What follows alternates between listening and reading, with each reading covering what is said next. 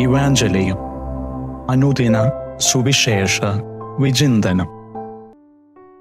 യേശുക്രിസ്തുവിൽ ഏറ്റവും സ്നേഹം നിറഞ്ഞവരെ, ജൂൺ 14 ആണ്ടുവട്ടം 10ാം വാരം ശനിയാഴ്ച തിരുസഭാ മാതാവ് വചനവിചിന്തനത്തിനായി നമുക്ക് നൽകുന്ന സുവിശേഷ ഭാഗം മത്തായിയുടെ സുവിശേഷം 5-ാം അധ്യായം 33 മുതൽ 37 വരെയുള്ള തിരുവചനങ്ങളാണ്.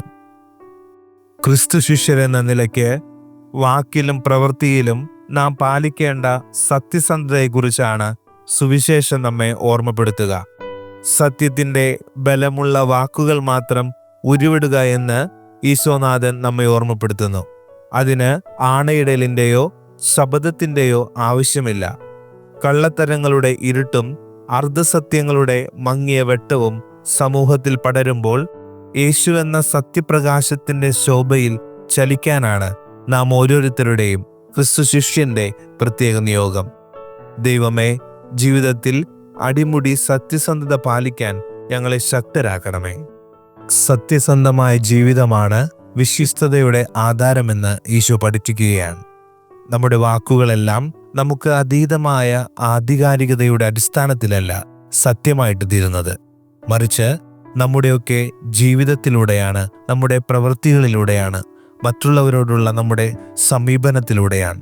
നമ്മുടെ തന്നെ ജീവിതത്തോടും മറ്റുള്ളവരോടും ഇപ്രകാരം വിശ്വസ്തരായിട്ട് നാം ജീവിക്കേണ്ടതുണ്ട്.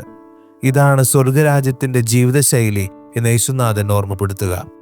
നമ്മുടെ വാക്കുകളുടെ അടിസ്ഥാനം നമ്മുടെ പ്രവൃത്തികളായി തീരട്ടെ.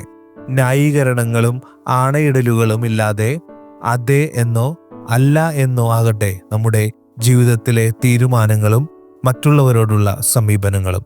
ഇതാണ് നമ്മുടെ ജീവിതം കൊണ്ട് വചനപ്രഘോഷം നൽകി മാതൃകയാവുക എന്ന് സുവിശേഷത്തിലൂടെ യേശുനാഥൻ ഉദ്ദേശിക്കുക. പഴയ നിയമത്തിലെ നിയമങ്ങളിലെ കൂടുതൽ ആഴങ്ങളിലേക്ക് യേശുനാഥൻ നമ്മെ ക്ഷണിക്കുന്നുണ്ട്. യേശുനാഥൻ പറയുക, നമ്മൾ സത്യം ചെയ്യേണ്ടതില്ല, മറിച്ച് നമ്മുടെ വാക്ക് തന്നെ സത്യമായിരിക്കണം എന്നുള്ളതാണ്. നമ്മുടെ വാക്ക് നമ്മുടെ മനസ്സിൻ്റെ പ്രതിഫലനമായിരിക്കണം. അതുകൊണ്ട് നമ്മൾ എന്താണ് പറയുന്നത്, അത് നമ്മുടെ ഉള്ളിൽ നിന്നും വരുന്നതാണോ എന്നുകൂടി നാം പരിശോധിക്കേണ്ടതായിട്ടുണ്ട്. യേശുവിൻ്റെ വാക്കുകൾ നമ്മുടെ ജീവിതത്തിൽ ലളിതമായി ജീവിക്കാനുള്ള ഒരു പ്രേരണ നൽകുകയാണ്. നമ്മൾ സത്യം പറയുകയും അത് നിറവേറ്റുകയും ചെയ്യുക എന്നത് നമ്മുടെ ജീവിതത്തെ തന്നെ വിശുദ്ധീകരിക്കുവാനും അത് കൂടുതലായിട്ട് നമ്മെ ദൈവത്തോട് ഒപ്പമായിരിക്കാൻ സഹായിക്കുകയും ചെയ്യും. സത്യം പറയുന്നതിൽ നമ്മുടെ വിശ്വാസത്തിൻ്റെ ഒരു പ്രതിഫലനം തന്നെ നമുക്ക് കാണാൻ സാധിക്കും.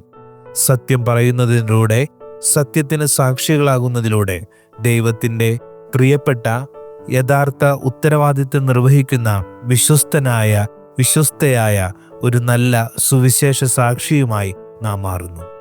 ഈശോയെ, അങ്ങാകുന്ന സത്യത്തിൽ എന്നും നിലനിൽക്കുവാനും ആ സത്യത്തിലൂടെ ജീവിക്കുവാനും അപ്രകാരം അങ്ങയുടെ ദൈവിക ധൈര്യം, ആത്മവിശ്വാസം എൻ്റെ ജീവിതത്തിൽ സ്വീകരിച്ച് ശരിയായവയോട് ശരി എന്ന് പറയുവാനും തെറ്റായവയോട് തെറ്റ് എന്ന് പറയുവാനുമുള്ള കൃപ എനിക്ക് നൽകണമേ എന്ന് നമുക്ക് പ്രത്യേകമായിട്ട് പ്രാർത്ഥിക്കാം. അപ്രകാരം നാം ദൈവത്തിൽ നിന്നുള്ള ജ്ഞാനത്താൽ, സത്യത്താൽ നിറയുമ്പോൾ അവിടുന്ന് ആഗ്രഹിക്കുന്ന ധാർമ്മികതയുടെ സന്തോഷത്തിൽ നമുക്ക് ആയിരിക്കാൻ സാധിക്കും എന്നുള്ളത് തീർച്ചയാണ്. യേശുനാഥൻ നൽകുന്ന വാഗ്ദാനമാണ്. ആയതിനാൽ ഈ വചനം ധ്യാനിച്ച് പ്രാർത്ഥിക്കുമ്പോൾ നമ്മുടെ പ്രാർത്ഥന ഇപ്രകാരം തന്നെയായിരിക്കട്ടെ. ദൈവമേ, അങ്ങയുടെ സത്യത്തിൽ നിരന്തരം ചരിച്ച് അങ്ങയെ മഹത്വപ്പെടുത്തുവാൻ, ധാർമ്മികതയിലും നന്മയിലും വളർന്ന് മറ്റുള്ളവരെ അങ്ങയിലേക്ക് വഴി നടത്തുവാനുള്ള കൃപാവരം നൽകണമേ. ദൈവം നമ്മെ എല്ലാവരെയും അനുഗ്രഹിക്കട്ടെ. ആമേൻ.